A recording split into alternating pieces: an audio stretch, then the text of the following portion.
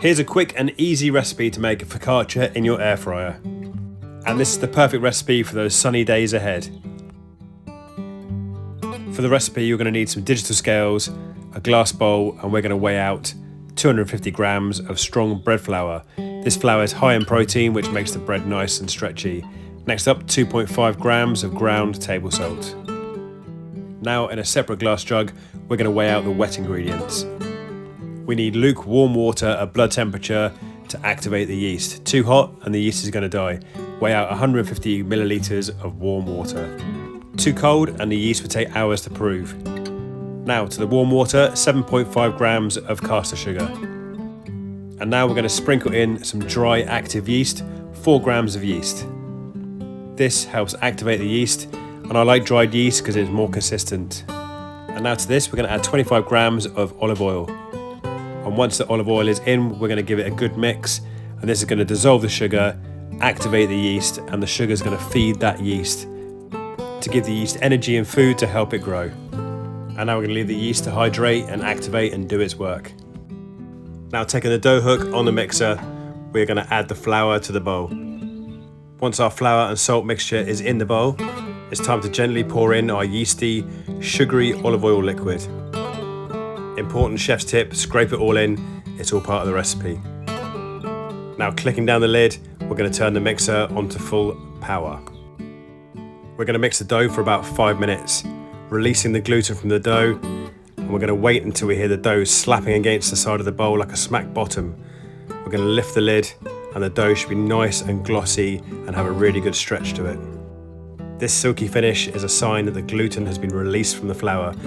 Now time to scrape it off the hook and give the dough its first prove. And to do this, we're going to cover the dough up with cling film, a damp cloth or tin foil, and I like to put the thyme on top so I know how long it's been proving. Should take about an hour in a warm room. We're waiting for it to double in size. And while the dough is proving, I'm going to pick some fresh thyme from the herb garden. For this recipe, you can use fresh rosemary or thyme, but I have some great thyme in the garden at the moment, so I want to use it. Now, after giving the thyme a good wash, this thyme is really nice and soft and not too hard and branchy, if you know what I mean. So we need 20 grams of roughly chopped thyme or rosemary. Then of course, thyme or rosemary partner perfect with fresh garlic. So for this, we're going to need 1 clove of garlic, peeled, and then sliced down nice and thinly. Just like this, not too thin, because if it's too thin, it's going to burn when you put it in the air fryer. Not too thick, because you don't want it to be bitter. Just like this.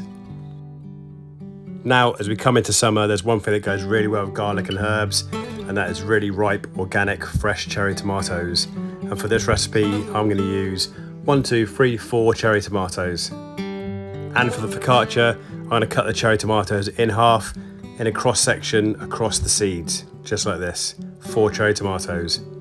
They smell amazing, very summery. Now, once your dough has doubled in size, we're going to add it to the air fryer basket. I've used greaseproof paper, a little liner in this case, but actually it cooked better without the paper, so I would recommend doing it without the paper. I'm pushing it down like playing a piano, and these little indents turn into perfect pockets for olive oil, garlic and herbs to slip into when you cook it. And now I'm going to evenly place the cherry tomatoes into the dough. Then scattering the sliced garlic all over the top, evenly across the dough.